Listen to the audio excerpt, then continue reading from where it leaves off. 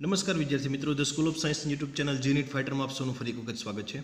આપણે એસી કરંટનું જે રિવિઝન કરતા હતા એમાં આગળ તરફ વધી ગઈકાલે મિત્રો આરએમએસ શું આવે, સરેરાશ શું આવે, એમના વિશે આપણે બેઝિક માહિતી મેળવી. આજે મિત્રો આપણે શું કહેવાય, ઇન્ડક્ટર અને કેપેસિટરના અવરોધ એટલે કે રિએક્ટન્સ શું છે, ઇમ્પિડન્સ શું છે, એમની માહિતી મેળવીએ. મિત્રો તમને ખબર હશે કે જ્યારે પણ આપણી પાસે કંઈક આવી સર્કિટ હોય, સર્કિટની અંદર અવરોધ હોય, એક અવરોધ છે, બે અવરોધ છે, અને એને આપણે એસી સોર્સ સાથે જોડી દઈએ તો પરિણામી અવરોધ આપણને શું મળશે અહીંયા? તો કે ભાઈ શ્રેણી જોડાણ માટેનું ડાયરેક્ટ સૂત્ર લગાડી દેવાનું, R1 plus R2 plus R3. આ વાસ્તવિક અવરોધ કહેવાય મિત્રો. કેવો કહેવાય? વાસ્તવિક અવરોધ કહેવાય. પરંતુ જો આની જગ્યાએ આજે આ દાખલા તરીકે R1 છે, આ R2 છે, આ R3 છે, આની જગ્યાએ જો બીજા કોઈ અવરોધ જોઈન્ટ કરવામાં આવે તો એનું આવું થશે. આ એક R1 છે, આ બીજું એક કેપેસિટર છે. કેપેસિટરના અવરોધને XC વડે દર્શાવવામાં આવે. શેના વડે દર્શાવવામાં આવે? XC વડે. અને ત્રીજું કોઈ એક ઇન્ડક્ટર છે અને એ છે XL. અને આને જો એસી સોર્સ સાથે જોડવામાં આવે મિત્રો તો આનું મૂલ્ય અચળ ના રહે. આ અવરોધ છે એને તમે કોઈ પણ પરિપથ સાથે જોડો એ અચળ રહે. જ્યારે આ બંને કેપેસિટર અને ઇન્ડક્ટરના અવરોધને એક્સેલ વડે દર્શાવવામાં આવે, એ અવરોધ એ અચળ ના રહે, એ બદલ્યા કરે. કોના આધારે? એ ક્યારે બદલશે? એનો બદલવાનો આધાર શેના પર? તો કે આની આવૃત્તિ પર રહેલો છે. તમે જે એસી સોર્સનો ઉપયોગ કરશો એમની આવૃત્તિ પર રહેલો છે. આવૃત્તિ એટલે એને એ આવૃત્તિ બદલશે તો કોણી આવૃત્તિ બદલશે, આની કોણી આવૃત્તિ બદલશે તો આ બંનેના અવરોધ પણ બદલશે. સૌપ્રથમ મિત્રો ઇન્ડક્ટરની વાત કરીએ. ઇન્ડક્ટરના અવરોધને ઓમેગા એલ કહેવામાં આવે. ઇન્ડક્ટરના અવરોધને શાના વડે દર્શાવવામાં આવે? ઓમેગા એલ વડે. અને એને એક્સેલ કહેવાય. શું કહેવાય? એક્સેલ. ઓમેગા એટલે 2πf એટલે 2πfl પણ કહી શકાય. એફ એટલે 1/t એટલે 2πl/t પણ કહી શકાય. આ દરેકને ઇન્ડક્ટરનો અવરોધ એટલે કે ઇન્ડક્ટિવ રિએક્ટન્સ કહેવાય. શું કહેવાય? Inductive reactance. અને આ એક જાતનો અવરોધ, આથી આનો એકમ શું થશે? ઓહમ થશે. તો ઇન્ડક્ટિવ રિએક્ટન્સનો એકમ શું થાય મિત્રો? ઓહમ થાય. યાદ રાખજો, ઇન્ડક્ટરના અવરોધ. મિત્રો આ આવૃત્તિ આધારિત અવરોધ છે. આના સિવાયનો પણ એ જે વાહકતારનું ગૂંચળું હશે એ પણ એમાં અવરોધ તરીકે ગણી શકે. દાખલા તરીકે અહીંયા આનો બીજો આંતરિક અવરોધ R હોય તો એ અવરોધને તમારે આમાં એડ કરી શકો, R1 પ્લસ R, પણ આને ડાયરેક્ટ એડ કરી શકાય નહીં. અને બીજું ઇન્ડક્ટિવ રિએક્ટન્સ છે, ઇન્ડક્ટિવ અવરોધ છે, એને કાલ્પનિક અક્ષ પર લેવામાં આવે. કે કઈ અક્ષ પર લેવામાં આવે? કાલ્પનિક અક્ષ પર. બે અક્ષ હોય છે, વાસ્તવિક અક્ષ અને કાલ્પનિક અક્ષ સંકર સંખ્યામાં. અને કાલ્પનિક અક્ષ પર ઉપરની બાજુ એટલે પ્લસ જે કેરેટની દિશામાં લેવામાં આવે. કઈ દિશામાં? પ્લસ ના લખો તો ચાલે, જે કેરેટની દિશામાં લેવામાં આવે. ત્યાર પછી આવશે મિત્રો ઇન્ડક્ટરનો અવરોધ. ઇન્ડક્ટરના અવરોધને 1/ωc વડે દર્શાવવામાં આવે. અને એ અવરોધને XC વડે દર્શાવવામાં આવે. આ અવરોધ પણ અચળ નથી રહેતો. તમે જેવો ઓમેગા લેશો એના પર આધાર છે. ઓમેગા એટલે 2πf એટલે આવું લખી શકાય 1/2πfc. એટલે f એટલે 1/t એટલે t/2πc, જેને શું કહેવામાં આવે? XC એટલે કેપેસિટિવ રિએક્ટન્સ. Capacitive reactance. અને એનો એકમ પણ શું થશે? ઓહમ થશે. મિત્રો ખાસ યાદ રાખજો. તો આ પણ એક જાતનો કાલ્પનિક અવરોધ જ છે. કેવો અવરોધ છે? કાલ્પનિક અવરોધ. કાલ્પનિક શું કામ કીધો? તો કે ભાઈ એ અવરોધ કેટલો છે એ તમે કેવા સોર્સ સાથે જોડો, કેવી બેટરી સાથે જોડો. તમે જે બેટરી સાથે જોડો છો એ બેટરીનો ઓમેગા કેટલો છે, એ બેટરીની આવૃત્તિ કેટલી છે, એમના પર આધાર રાખે છે. તો આ પણ કેવો છે? કાલ્પનિક છે. આથી આને પણ ક્યાં લેવામાં આવે? કાલ્પનિક અક્ષ પર લેવામાં આવે. પરંતુ આને કાલ્પનિક અક્ષ પર નીચેની બાજુ એટલે માઇનસ જે કેરેટની સાઇન આપવામાં આવે. શાને સાઇન આપવામાં આવે? માઇનસ જે કેરેટની. મિત્રો તો આપણે આને દર્શાવીએ બંનેને. તો સૌપ્રથમ મિત્રો આપણે એક વાસ્તવિક અક્ષ સંકર સંખ્યા દેખાડવા માટે એક વાસ્તવિક અક્ષ અને કાલ્પનિક અક્ષ તૈયાર કરીએ. ઓકે, સોરી મિત્રો, બીજી આકૃતિ દોરવી પડશે. આપણે જે મોટું દોરવાનું તો એ મોટું ના દોરવાનું, પાછળની સાઈડ દોરવું. બરાબર. આ મિત્રો યાદ રહી ગયું. ઇન્ડક્ટરના અવરોધ XL એટલે ઇન્ડક્ટિવ રિએક્ટન્સ અને કેપેસિટરનો અવરોધ XC એટલે કેપેસિટિવ રિએક્ટન્સ. હવે આપણે અહીંયા અવરોધનો ફેઝર ડાયાગ્રામ દોરીએ મિત્રો. Okay, that's it.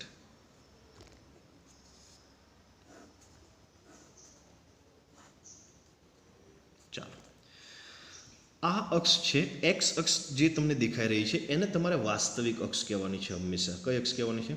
વાસ્તવિક અક્ષ કહેવાની છે. અને આ જે અક્ષ છે એને કાલ્પનિક અક્ષ કહેવાની છે. કઈ અક્ષ કહેવાની છે? કાલ્પનિક અક્ષ. સમજાય છે મિત્રો? હવે અવરોધનો જે અવરોધ છે આપણો આર જે છે એ વાસ્તવિક જ હોય. એને તમે કોઈ પણ પરિપથ સાથે જોડો, ગમે એટલી આવૃત્તિ સાથે જોડો, કોઈ પણ સાથે જોડો, એનું મૂલ્ય ક્યારેય બદલાશે નહીં. આથી એને કઈ અક્ષ પર લેવો પડે? વાસ્તવિક અક્ષ પર. તો હું અહીંયા અવરોધના ફેઝરને અહીંયા દોરું. આ દાખલા તરીકે અવરોધનો ફેઝર છે અને અવરોધના ફેઝરને હું આર વડે દર્શાવીશ. શેના વડે દર્શાવીશ? આર વડે. આ અવરોધનો ફેઝર છે. ત્યાર પછી ઇન્ડક્ટરનો ફેઝર. ઇન્ડક્ટર એટલે કે એલનો જે અવરોધ છે, ઇન્ડક્ટરનો જે અવરોધ છે એ કાલ્પનિક અક્ષ પર. તો એ કાલ્પનિક કઈ અક્ષ પર? જે કેરેટ આપણે કીધેલું, એટલે જે કેરેટ એટલે કઈ બાજુ થશે? વાય અક્ષ પર ઉપરની બાજુ થશે અને ઋણ જે કેરેટ તો વાય અક્ષ પર નીચેની બાજુ થશે. તો જે કેરેટ એટલે ઉપરની બાજુ, એટલે હું ઇન્ડક્ટરના અવરોધને અહીંયા દેખાડીશ.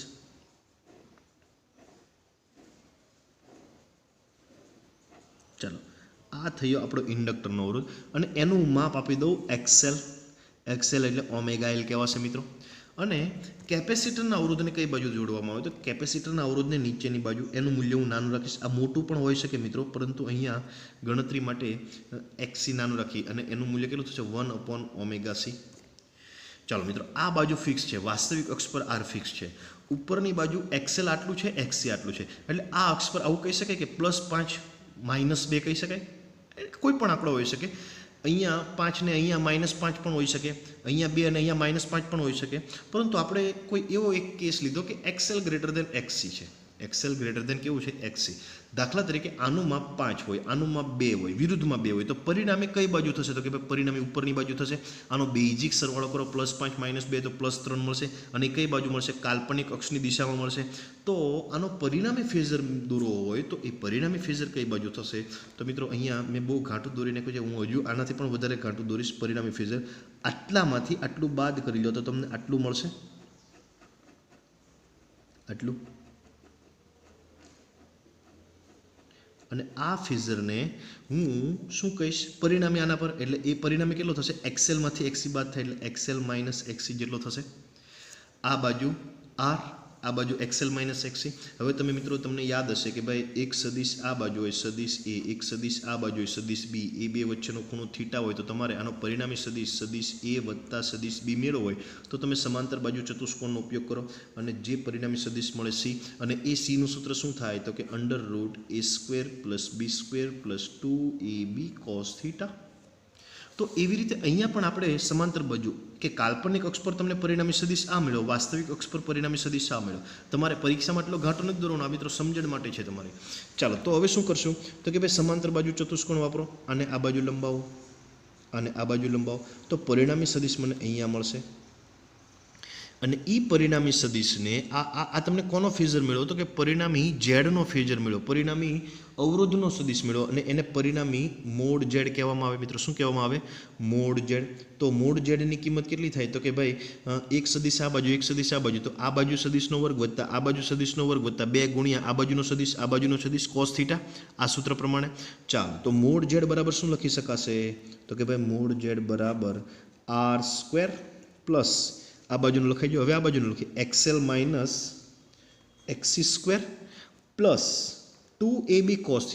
2r XL minus XC cos કેટલા છે મિત્રો? અહીંયા એ અને બી વચ્ચે કેટલો ખૂણો છે? આ અને એ લો અને બી લો તો એ બે વચ્ચે કેટલો ખૂણો છે? 90 ડિગ્રી. એટલે cos 90 ડિગ્રી કેટલા થાય મિત્રો?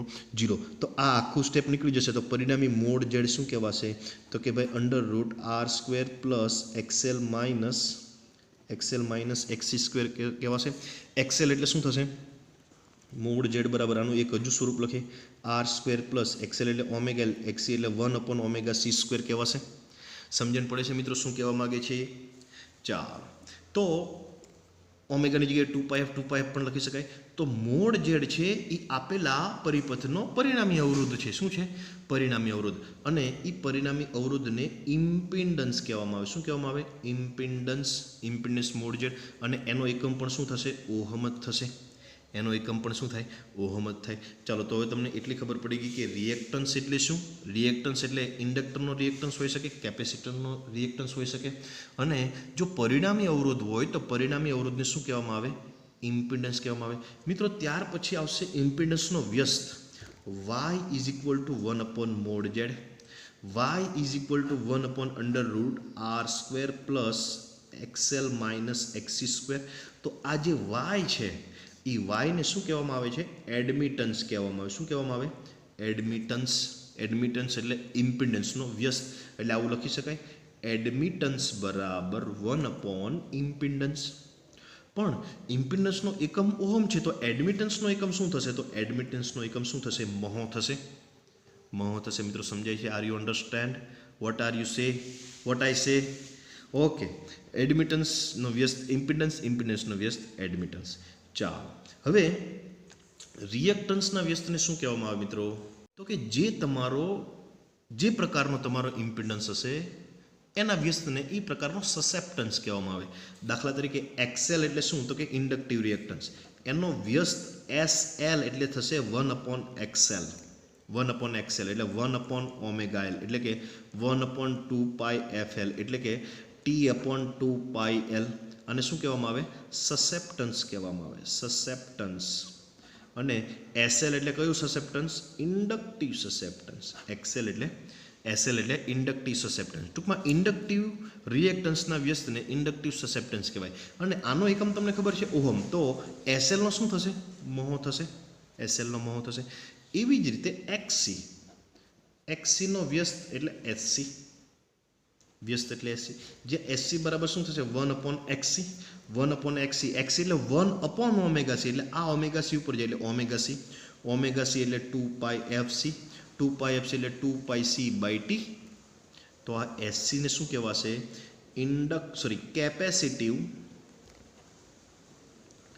કેપેસિટિવ સસેપ્ટન્સ કહેવાશે. અને એનો એકમ પણ શું થશે મિત્રો? મહો થશે. તો મિત્રો આટલી વસ્તુ તમારી ક્લિયર થઈ ગઈ હોવી જોઈએ. ઇન્ડક્ટિવ રિએક્ટન્સ એટલે શું? ઇન્ડક્ટિવ સસેપ્ટન્સ એટલે શું? કેપેસિટિવ રિએક્ટન્સ એટલે શું? કેપેસિટિવ સસેપ્ટન્સ એટલે શું? અને ઇમ્પિડન્સ અને એડમિટન્સ એટલે શું? મિત્રો આટલું તમારું આજનું ટોપિક ક્લિયર થઈ ગયો. ચલો ત્યાર પછી મિત્રો આપણે જુદી જુદી સર્કિટ માટે સમજવાનું છે. એમાં સૌથી પહેલી સર્કિટ આપણે લઈશું માત્ર અવરોધ. પાઠ્યપુસ્તક કરતાં થોડાક અલગ જઈશું મિત્રો. માત્ર અવરોધ હોય અને એસી સોર્સ સાથે જોડેલો હોય તો શું થશે? તો કે ભાઈ માત્ર અવરોધ હશે તો એનો સર્કિટ ડાયાગ્રામ આવો થશે. માત્ર આર અને અહીંયા એસી સોર્સ સાથે જોડી દઈશું. માત્ર આર. અહીંયા જે એસી વોલ્ટેજ આપીએ એ એસી વોલ્ટેજને V is equal to VM sine omega T લઈશું આપણે દાખલાઓ ગણવા માટે. ટૂંકમાં થિયરી લખવા માટે. પછી તમને જે ચોપડીની અંદર જે પ્રોબ્લેમ આપ્યો એ તમારે લેવો પડશે. ચલો V is equal to VM sine omega T. આ અવરોધ આર છે. અહીંયા મેક્સિમમ વોલ્ટેજ વીએમ છે ને એ સમય સાથે બદલ્યા કરશે. અને આ જે વી વોલ્ટેજ છે એ કયા સમયનો હશે? ટી સમયનો હશે મિત્રો. ચાલો હવે સૌ પ્રથમ આપણે બે ફેઝર દોરવાના. એક ફેઝર આવશે આપણો, એક ફેઝર કોનો આવશે? તો કે અવરોધનો ફેઝર આવશે. તો અવરોધના ફેઝર માટે આપણે બે અક્ષ દોરવાની હોય છે. આમાંથી પસાર થતો પ્રવાહ મિત્રો આઈ હશે. પસાર થતો પ્રવાહ કયો હશે? આઈ હશે. તો અવરોધના ફેઝરને આપણે અહીંયા દોરીએ. બરાબર સમજો. આ કઈ અક્ષ? વાસ્તવિક અક્ષ. આ કઈ અક્ષ? કાલ્પનિક અક્ષ. તો આપણે અવરોધના ફેઝરને કઈ અક્ષ પર દોરવામાં? આ અક્ષ પર દોરવામાં. ચાલો આર. તો આરનો વાસ્તવિક અક્ષ સાથે કેટલો ખૂણો છે? બરાબર જોજો. આપણે હંમેશા ખૂણો નક્કી કરતી વખતે વાસ્તવિક અક્ષ સાથેનો ખૂણો જોઈશું. તો આરનો વાસ્તવિક અક્ષ સાથે કેટલો ખૂણો છે? દેખાઈ રહ્યું છે ભાઈ કે આર એ વાસ્તવિક અક્ષની દિશામાં છે. તો ફાઈ કેટલો થશે? 0 થશે. જો ફાઈ 0 હોય તો એનો વાસ્તવિક અક્ષ સાથેનો ખૂણો પણ કેટલો છે? 0 છે. ને એના પરથી તો આપણે ફાઈ બરાબર 0 લીધું. હવે તમારે વોલ્ટેજ અને પ્રવાહનો ફેઝર લેવાનો મિત્રો. શ્રેણી જોડાણ હોય તો તમારે આ અક્ષ પર પહેલેથી આઈ દેખાડી દેવાના. સમાંતર જોડાણ હોય તો પહેલેથી વી દેખાડી દેવાનું. કે શ્રેણી જોડાણમાં પ્રવાહ સમાન હોય, સમાંતર જોડાણમાં વોલ્ટેજ સમાન હોય. તો અહીંયા સૌથી પહેલાં હું આઈ દેખાડી દઈશ. ચાલો આ જે ફેઝર છે આઈનો ફેઝર છે. આ આઈનો ફેઝર છે. હવે મારે વીનો ફેઝર કઈ બાજુ દેખાડવાનો? તો પહેલાં જોવાનું કળા તફાવત કેટલો છે? 0 હોય તો કઈ બાજુ હોય? કે જ્યાં આઈ હોય એ જ બાજુ વી છે. એટલે વીનો ફેઝર પણ અહીંયા જ આવશે. એના ફેઝરને હું થોડોક ઘાંટો કરીને દેખાડું આ જે ફેજર છે કોનો છે? વીનો ફેજર છે. તમારે પરીક્ષામાં ઘાટું નથી કરવાનું, તમારે એક જ લીટી વડે દેખાડવાનું છે. સમજણ પડે છે? આ માત્ર તમારે સમજણ પડે એટલા માટે હું આ અને વી દેખાડું. તો આમાં પણ ફાઈ કેટલો? 0. તો ફાઈ બરાબર અવરોધમાં ફાઈ બરાબર 0 મળે. એનો મતલબ એમ કે પ્રવાહ અને વોલ્ટેજ બંને એક જ સાથે ચાલે, બંને સમાન કળામાં છે એવું કહેવાય. કેવું કહેવાય? સમાન કળામાં. તો આપણે આનું મારે સિગ્નલ દોરવું હોય તો આવું દોરી શકાય? બરાબર સમજો. સમય ટી લઈશ. પહેલાં હું વોલ્ટેજ માટે દોરીશ. તો વોલ્ટેજ માટે સાઇન છે એટલે 0થી શરૂઆત થશે, ધીમે ધીમે ઘટતું જશે. આવું તમને મળશે, સતત ને સતત આવું આગળ ચાલ્યા કરશે. આ કયા પ્રકારનું કહેવાશે? સાઇન પ્રકારનું કહેવાશે. અને આને હું અહીંયા દેખાડી દઉં કે આ વીનો આલેખ છે. હવે પ્રવાહનો મારે દેખાડવો હોય તો પ્રવાહમાં અહીંયા તમને મળ્યું કે ભાઈ કળા તફાવત કેટલો છે? 0. તો અહીંયા વોલ્ટેજની જગ્યાએ હું આઈ લઈશ. તો અહીંયા વીએમની જગ્યાએ કોણ મહત્તમ થશે? અહીંયા વોલ્ટેજ લો તો વોલ્ટેજ મહત્તમ થાય, પ્રવાહ લો તો પ્રવાહ મહત્તમ થાય, એટલે આઈ એમ કહી શકાય. આઈ એમ કહી શકાય. અને સાઇનના સાઇન અને ઓમેગા ટીના ઓમેગા ટી પ્લસ ફાઈ કરવાનો છે, પણ ફાઈની કિંમત કેટલી છે? 0, એટલે એ કંઈ કરાય નહીં. અને આઈ એમ બરાબર શું થાય? તો કે આઈ એમ બરાબર યાદ રાખજો મિત્રો, આઈ એમ બરાબર વી એમ બાય મોડ ઝેડ લેવાનું. આઈ એમ બરાબર શું લેવાનું? વી એમ બાય મોડ ઝેડ. અહીંયા વી એમ બાય મોડ ઝેડ એટલે કેટલા થશે? તો કે આપણી પાસે જે સૂત્ર હતું મોડ ઝેડનું, જે અહીંયા દેખાડેલું છે કે R² + ઓમેગા L - 1 પણ ઇન્ડક્ટર 0 છે ને કેપેસિટર આપણી સર્કિટની અંદર ઇન્ડક્ટર ને કેપેસિટર છે જ નહીં, તો માત્ર ઝેડ લેવાનું થશે ને ઝેડ બરાબર R² નું વર્ગમૂળ એટલે R થશે. એટલે મોડ ઝેડ બરાબર શું લઈશું આપણે? અહીંયા R લઈશું. સમજણ પડે છે મિત્રો? ઓકે, ચાલો. હવે I m = Vm by mod z Vm by R. હવે આપણે શું કરીશું તો કે આપણે આનો સિગ્નલ દેખાડીશું. I am sin omega T. આની પણ કળા ઓમેગા ટી છે, સોરી આનો પણ વિધેય સાઇન પ્રમાણે છે, આનો પણ વિધેય સાઇન પ્રમાણે છે, બંનેના સાઇન પ્રમાણે છે. જો બંનેના સાઇન પ્રમાણે હોય તો બંનેની શરૂઆત ક્યાંથી થાય? 0થી થાય. તો I m મોટું છે કે Vm? તો આપણે અહીંયા ખબર છે કે ભાઈ I m ની કિંમત Vm by mod z કરો ત્યારે I m મળે, તો I m ની કિંમત મોટી થશે, પણ એ વિધેય સાઇન અનુસાર જ બદલાય. તો આ જે મૂલ્ય છે, આ જે આલેખ છે કોનો છે? વોલ્ટેજનો. તો આ જે મૂલ્ય હશે એ Vm હશે, આ જે મૂલ્ય હશે એ -Vm હશે મિત્રો. હવે મારે પ્રવાહનો આવું આલેખ દેખાડવો હોય તો એ પણ સાઇન વિધિ અનુસાર, પરંતુ એને હું કેવું દેખાડીશ? મોટો. 0થી શરૂઆત થાય, જ્યારે આ મોટું થશે ત્યારે એ પણ મોટું થશે, જ્યારે આ શૂન્ય થશે ત્યારે એ પણ શૂન્ય થશે, જ્યારે આ વિરુદ્ધમાં મોટું થશે ત્યારે એ પણ વિરુદ્ધમાં મોટું થશે, આ શૂન્ય થશે. આ જે આલેખ છે એ કોનો છે? તો કે પ્રવાહનો આલેખ છે. અહીંયા હું પ્રવાહ દેખાડીશ. અહીંયા કહેવાનો મતલબ શું થાય કે ભાઈ વોલ્ટેજ 0 થાય જ્યારે પ્રવાહ 0, જ્યારે વોલ્ટેજ મહત્તમ થાય ત્યારે આ જે આલેખ છે પ્રવાહનો છે, આ જે કિંમત હશે પ્રવાહ IM ની કિંમત હશે, આ જે પ્રવાહની કિંમત હશે એ -IM હશે. કહેવાનો મુદ્દો બીજો એ જ છે કે જ્યારે વોલ્ટેજ મહત્તમ થાય ત્યારે પ્રવાહ પણ મહત્તમ થાય, જ્યારે વોલ્ટેજ 0 થાય ત્યારે પ્રવાહ પણ 0 થાય, જ્યારે વોલ્ટેજ વિરુદ્ધમાં મહત્તમ થાય જ્યારે પ્રવાહ પણ વિરુદ્ધમાં મહત્તમ થાય. એટલે બંને સમાન કળામાં ચાલે છે. બંને કેવી કળામાં ચાલે છે? સમાન. એટલે અહીંયા વાક્ય લખવું પડશે કે માત્ર R ધરાવતો પરિપથ હોય તો તેમાં વોલ્ટેજ અને પ્રવાહ બંને કેવા કળામાં હોય છે? સમાન કળામાં હોય છે. સમાન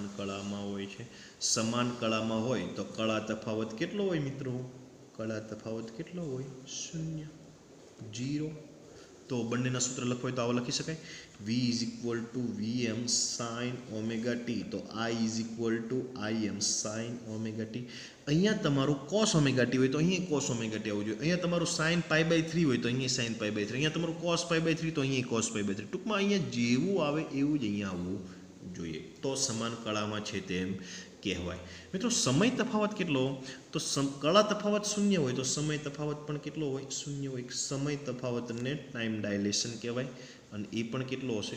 0. મિત્રો આનું તમારે ખાસ સૂત્ર યાદ રાખવાનું છે કે જો 360 ડિગ્રી હોય તો તફાવત કેટલો હોય? સમય તફાવત T હોય. તો તમને જેટલો ખૂણો આપેલો હોય ત્યારે સમય તફાવત કેટલો? તો તમને અહીંયા જે તમને મળશે એ ડિગ્રીના સ્વરૂપમાં મળશે. એ કયા સ્વરૂપે? અહીંયા તમારો ખૂણો કયા સ્વરૂપનો હોવો જોઈએ? ડિગ્રીના સ્વરૂપનો હોવો જોઈએ. જો અહીંયા પાઈ સ્વરૂપનો હોય તો તમારે આ સૂત્ર કયા પ્રમાણે લખવાનું કે 2π હોય ત્યારે T, તો અહીંયા જે તમારો ખૂણો હોય ત્યારે કેટલો, પણ આ થીટા કયા સ્વરૂપનો હોવો જોઈએ, પાઈ સ્વરૂપનો. અહીંયા થીટા કયા સ્વરૂપનો હોવો જોઈએ, ડિગ્રી સ્વરૂપનો. તો આવી રીતે તમે સમય તફાવત અને કળા તફાવત પણ મેળવી શકો. એવી જ રીતે ટી હોય ત્યારે 360, તો બીજો કોઈ સમય હોય ત્યારે કેટલો, તો એવી રીતના પણ તમે ગણતરી કરી શકો. તો મિત્રો આજનો વિડીયો લેક્ચર અહીંયા સુધી રાખીએ છીએ. માત્ર અવરોધ અહીંયા પતાવી દીધું છે, માત્ર કેપેસિટર. હજુ આવી ઘણા બધા પ્રકારના પરિપથ આવશે. તમને ગઈકાલે અમુક લિંક મોકલેલી હતી, એના પરથી જે PDF ડાઉનલોડ થતી હતી એ PDF ડાઉનલોડ મિત્રો તમારે જાતે કરી લેવાની છે. એની અંદર તમને એક PDF હશે, એમાં આ બધું ડિટેલમાં તમને સૂત્રો સમજાવેલા છે. બીજી એક PDF હશે, એમાં 32 વર્ષના પેપરના MCQ હશે. બીજી એક PDF હશે, એમાં ટોટલ 3 PDF મૂકેલી છે. અને ત્રીજી જે PDF હશે એની અંદર એલનના MCQ મૂકેલા છે. તો તમારી જાતે એલનના MCQ સોલ્વ કરતા જશો, અને જે પણ સમજ ના પડે મને ગમે ત્યારે ફોન કરીને પૂછી શકશો. તો મિત્રો આજનો વિડીયો લેક્ચર અહીંયા સુધી રાખીએ. ધન્યવાદ.